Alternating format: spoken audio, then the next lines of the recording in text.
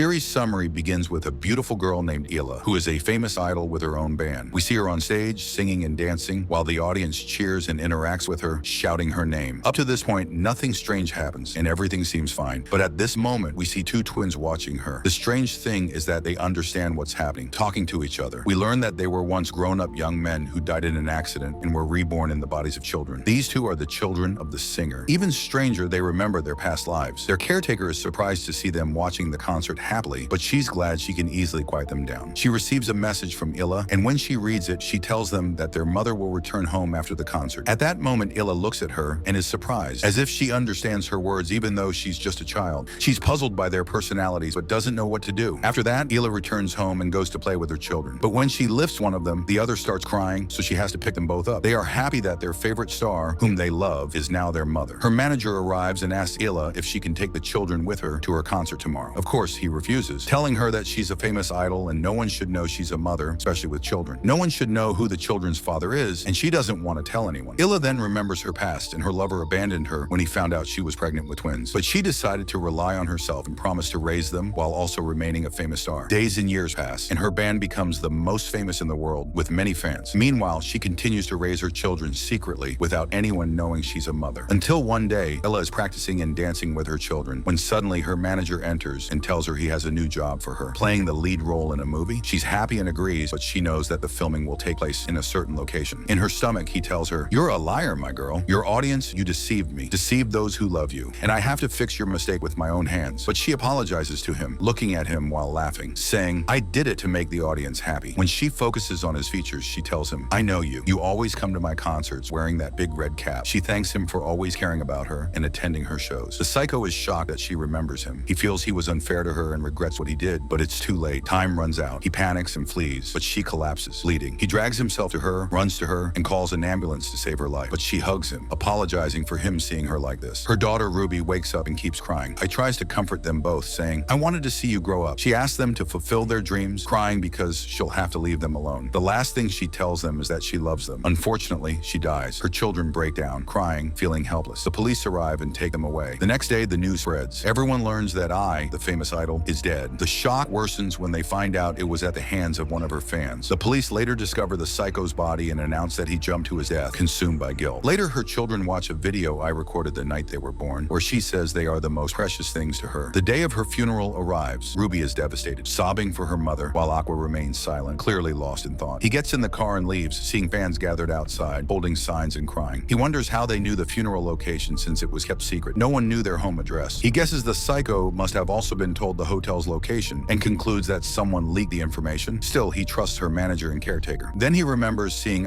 talking to her ex-lover, giving him their address so he could visit the children. He becomes certain this must be the reason. He starts connecting the dots and realizes his father did this to get rid of her, and he decides to search for him himself to uncover his identity and take revenge for the death of his mother and his favorite star. 10 years pass after that day, and we see Aqua, now grown into a handsome young man working as an actor, but he never forgets his goal. We learn he's still searching for his real father to take revenge. On the other hand, Ruby remembers her memories with her mother because she used to dance with her. Back then, I noticed her daughter's talent and decided to teach her all her moves. They trained together every day. Returning to the present, Ruby grows up and decides she also wants to become a famous idol like her mother. She auditions for a competition, dancing and singing, performing the same moves she did with her mother. The judges are impressed and notice her resemblance to I. They ask if she knew her, but Ruby refuses to admit she's her daughter, only saying, "She's my role model. I want to be like her." When she leaves, Kana is waiting for her and tells her to focus on her studies, but Ruby refuses, determined to achieve her dream. They return home together, but Aqua calls the competition judges, pretending to be her father, and asks them to reject Ruby because she auditioned behind his back. Their caretaker overhears and asks why he's doing this. Why not let her pursue her dream? He refuses, saying, "I'm protecting her. I don't want what happened to our mother to happen to her." He leaves and enters his room, continuing his plan, gathering information on people close to his mother. His father must be one of them. The next day, Ruby receives a rejection letter from the competition. She's heartbroken and frustrated because they had praised her performance. Her friends try to comfort her when suddenly a stranger appears and hands her an invitation. When she returns home, she tells them she got an offer to join a private idol group, but Aqua refuses and tears up the paper, saying they're definitely scammers. Ruby doesn't believe him and gets upset, storming into her room. That night, Aqua disguises himself and goes to the group's performance venue. He meets one of the members pretending to be a journalist and starts recording her, asking if she's happy in the group. She tells him the manager exploits them, treats them badly, and pays them very little. And you know that all the members of the group are the same, but they can't because they past a condition, a reward that brings back the home's food, and listens to the recording for Ruby to make sure the manager is exploiting. The girls are shocked by what they found out, but get upset because they promised their mother to remain a famous idol like her. The nanny is affected by her words and decides to help her. She fulfills her dream and tells her to come with her. She takes her and goes to the place where she used to train. In the past, they start cleaning it to use it at the right time. The director's food goes to the one whose mother acted with him in her last film before she died. The director offers him to work with him because he was talented from a young age. But there is someone who refuses and tells him, I have a goal and I want to achieve it first. I can't do this if I become an actor. His goal is to find his father and take revenge for his mother. The director doesn't understand his intention, and when he leaves, he opens the director's safe, takes 2 envelopes, and we find out that whoever left them had asked him to give them to their sons when they turn 20, all so they can know who their real father is. After a week, the studies begin. Ruby prepares herself and is happy because she entered an art school. She goes with her brother, excited, but he isn't as excited as she is because he entered to protect her. At the end of the day, he asks her if she made friends, but she is disappointed and tells him no. They find out that all the students are famous, some actors with followers, some singers, and she is the only one no one knows because she hasn't done anything in her life until now. Suddenly, while walking, she sees a girl calling out to him, wondering how she knew his name, but she remembers herself and laughs, realizing she is the girl who acted with him in the film when they were young. She is happy when she sees him and tells him her name is Jenny. She asks him why he doesn't act with her, but he refuses to tell her and leaves. She follows him, watching him until he enters the director's house. She follows him inside and is shocked when she sees him, remembering herself as the child who acted in his film. But he remembers that after filming, she kept crying and asked him to redo the scene because someone else acted better than her. Jenny feels embarrassed and asks him to act again to defeat him and prove herself. Better than her, she says she's acting in a new movie. She offers him to act with her, but he keeps refusing until he hears the name of the film's producer and realizes that he was close to his mother. He decides to agree, and when he returns home, he starts memorizing his role. Ruby sees him and gets angry, feeling jealous. She says, I'm trying to act, but I don't know how, and you don't want to. The opportunity came to you, but you know it's a small role, so you ask her to let you focus. When he finishes, he goes to the studio and watches a scene of the film's lead actor, but he notices that he doesn't know how to act and realizes he got the role through connections. He goes to talk to Jenny and asks her why she agreed to act with him, but she says, after I grew up, no roles came to me, and I had to accept this film so people would know me again. Even if I have to act with someone who doesn't know how to act, I ask him to help us succeed in the film in any way. Her words affect him and he agrees, but he sees the producer smoking a cigarette and keeps watching until he finishes. Then he takes the cigarette to analyze it and find out if it's his father's. When he finishes, he decides to fulfill Jenny's promise and goes to perform his role, but he provokes the lead actor, saying things not in the script, bullying him. The director notices but refuses to stop filming. The lead actor gets angry and hits him. Jenny also starts acting with genuine emotions, making the scene realistic and impressing everyone. They applaud their talent, all because of Akko's acting. Jenny looks at him, feeling like she's been recognized, and the news spreads. Everyone talks about her acting. Later, Akko sits down, and the producer talks to him, saying, your acting reminds me of a girl I knew a long time ago named Ayla. Akko gets nervous, afraid they'll find out he's her son, but they suspect him. He feels like he's hiding something. When he returns home, he finds the test results and enters his room to open them, but he realizes he's not the father. He feels frustrated because his plan failed. Suddenly, Ruby comes in and asks him for another favor. The next day, he sends a message to Jenny, asking to meet her after school. She gets happy and remembers. She also goes to the agreed-upon place, but when she arrives, she's surprised to find Ruby there. Ruby introduces herself as the one who wants to talk to her and asks her to join her idol group. However, Jen refuses because she's not available. Ruby tries to convince her, emphasizing her talent and fame, and eventually, Jen has no choice but to intervene. She keeps praising Ruby, telling her she's beautiful and that the group will surely succeed with her. Of course, when Jen hears this, her heart races and her eyes sparkle with excitement. In less than a second, she agrees and goes with them to sign the contract. Later, Jen is relieved to see her sister safe and happy with him. Suddenly, a word comes to them, and when they respond, they find the producer waiting. He offers Jen a role in a new show, promising to reveal important information about Ayla if she agrees. Jen is shocked, but has no choice but to accept. The next day, she goes to the video recording studio, only to discover it's a dating show where she must pair up with one of the team members. Feeling awkward, she continues to play along so the producer can fulfill his promise and reveal the information. Jen keeps laughing and pretending to be kind, but when she watches the show later, she feels jealous, fearing he might get involved with someone else. Eventually, Jen meets a girl who isn't as reserved as the others on the show. The girl confesses her feelings for Jen, admitting she fell for her at first sight. Jen is nervous but can't reject her because the cameras are always rolling. She pretends to like her back, but when she returns home, she finds Jen there, upset and distant, unaware that she actually has feelings for her. The next day, Jen goes to the show and meets the producer again, who asks her to share everything she knows about Ayla. But Jen refuses, saying he already knows everything. After the show, Jen leaves, and later she sees a girl named Shuri trying to get to know someone to form a connection. Suddenly, the less reserved girl from earlier appears and takes She away, causing a heated argument. In the end, Shuri apologizes, but the other girl isn't even upset. She just hugs her, pretending to be kind to win the audience's sympathy. The plan works, and her fame grows, with more and more fans supporting her. They spread rumors and talk badly about her, making her look terrible because they exposed her, and when she goes to school, she hears her classmates saying awful things about her. She gets upset and walks away crying. At night, she's on her way home, but suddenly a storm hits and it starts raining. She slips and falls to the ground, then starts remembering all the things people say about her, how everyone hates her and bullies her. She keeps crying, feeling hopeless, and thinks about ending her life. She stands on the bridge, closes her eyes, and gets ready to jump. But suddenly, Aqua arrives just in time. He runs to her, grabs her before she does anything, saves her life, and hugs her to comfort her. He takes her to the studio, and there, she's surprised to see her group mates waiting for her. She's shocked that they care and are worried about her. She gets happy, thanks them, and wants to quit the show. But Aqua convinces her to stay. He decides to help her improve her public image. The next day, he starts boosting her confidence. He takes her out with the rest of the team so they can bond and understand each other better. They go to the beach, play, take pictures, and have a great time together, all happy. Later, they celebrate her birthday, give her gifts, and sing and dance like one big family. He succeeds in turning her from a lonely, bullied girl into a sociable, beloved girl everyone talks about. He posts pictures and videos, and because of that, people start liking her. She gains followers, and she's affected by what Aqua did for her. She starts developing feelings for him and asks him what kind of girl he dreams of dating. He keeps describing her, how she was beautiful, kind, and her laugh gave him hope in life. She starts to realize he's talking about the singer who died, but she doesn't know it's his mother. She decides to imitate her, and at night watches her photos and concerts to embody her persona. The next day, they gather to film the show, but she stands in the sunlight, laughing genuinely. Aqua is shocked when he sees her. His heart skips a beat because she reminds him of I. He keeps staring at her, happy she caught his attention. She asks him out, he agrees, and they spend time together. Some people by the sea keep talking about I. She tells him it was a moment she was singing from the heart. She had something she loved, and he guesses it must have been her mother in secret. She considered her children her whole life. Aqua is surprised by her intelligence and is moved by her words. When he returns home, he keeps looking at her photos, remembering their memories together, and feels like he misses her again. The next day, Jenny goes to school, but overhears students talking about Aqua, that he's getting involved with Shay. She gets upset and jealous because she has feelings for him. Suddenly, Aqua arrives and tells her it's all just acting. He asks her to go out with him after school. She thinks it's a romantic date and gets excited, going with him right away. But she's shocked when he takes her to the field and keeps playing sports with her, the same ones he used to play with his mother. She feels disappointed because he treats her like a sister, but she doesn't mind. She's just happy to be closer to him. One day, he brings her to the filming of the show's final episode. Everyone is excited, and Aqua decides to surprise the audience. He confesses to Shay, saying he likes her, and hugs her. Jenny watches the episode, and even though she knows it's just acting, she gets upset and keeps crying. The next day, Aqua meets the producer and is surprised when he thanks him for the great show that got so many views because of him. The producer says he'll keep his promise. They'll meet the day after tomorrow to find out who I truly love. Later, Shay talks to him, asking if they'll stay together after the show. Aqua honestly tells her he doesn't love her. It was all acting. He suggests they keep pretending until the audience forgets about them. She feels disappointed because she liked him, but decides to respect his choice and thanks him for his honesty. Afterward, the team says their goodbyes, and everyone goes their separate ways. But Aqua finds out one of them is a YouTuber. When he talks to her, she says she dreams of being an idol but can't now because she's 25. It's too late. He takes her home and asks the manager to add her to his sister's group, but they tell him it's hard because idols can't be older than 20. He asks why she waited so long and didn't try to achieve her dream earlier. The YouTuber decides to tell them her story. She says, I was young and used to take singing and dancing lessons, but suddenly my mom got sick and was hospitalized. I had to stop my lessons and started working during the day, taking care of her at night because she had no one else. Eventually, she got better, but by then, time had passed and I grew older. I had to start a YouTube channel. They're moved by her words and decide to like and subscribe to her channel. Dear viewers, don't forget to hit the bell. Everyone sympathizes with her, and Ruby decides to let her join her group to fulfill her dream. The YouTuber is happy and thanks her. The three of them go to film a group ad, excited. At night, Aqua goes to meet Shia. They take pictures together to make it seem like they're still dating. But when Jenny sees the photos, she thinks they're really together, not just acting, and gets upset. She sits alone. When Aqua comes back, he sees her and asks what's wrong, but she refuses to tell him. She asks him not to talk to her, leaves him, and returns to the group. But she finds Ruby and the YouTuber arguing. Each wants to be the leader. They keep thinking until they agree that Jenny should be their leader. They go ask her, but she refuses because she lacks confidence. She leaves them and sits alone, confused. E-Copper sees her and brings her water, but she refuses to take it from him. She keeps treating him badly, and he's confused. He asks why she's acting like this. She decides to confront him. He admitted his feelings for Shia, but left her. He goes to his room and falls asleep from exhaustion. The next day, he wakes up to his phone ringing and is surprised to see the producer calling. He goes to meet him, and there, the producer asks him to talk about Ayla's lover. The producer starts telling him, the first time I saw her, she was upset at her desk, not wanting to be an idol. But when she joined the acting company, she met the love of her life and secretly married him. When she came back, she was full of hope. Aqua is shocked by his words and realizes he's telling the truth, because the time she joined the company, she was already pregnant. But he still doesn't know her husband's identity. Suddenly, the producer's colleague walks in, again, working. The author notices that there is a resemblance and feels that he knows them, but he doesn't care and leaves them, returning home. He starts thinking about a new plan and decides to join the acting company to try and find out who his father is. Meanwhile, Ruby and her team are training to achieve their dream and hold their first concert. However, Jenny isn't as excited because she's an actress who feels she isn't as naturally talented as them. In her thoughts, she sees someone trying to talk to her, giving her confidence and telling her, "I'm sure you'll succeed." He reveals that he'll attend the concert to see her, hoping to motivate her. After he leaves, Jenny is affected by his words and decides to prove herself. She returns to her team and starts training with renewed excitement. The next day, he goes to the acting company and meets Shea,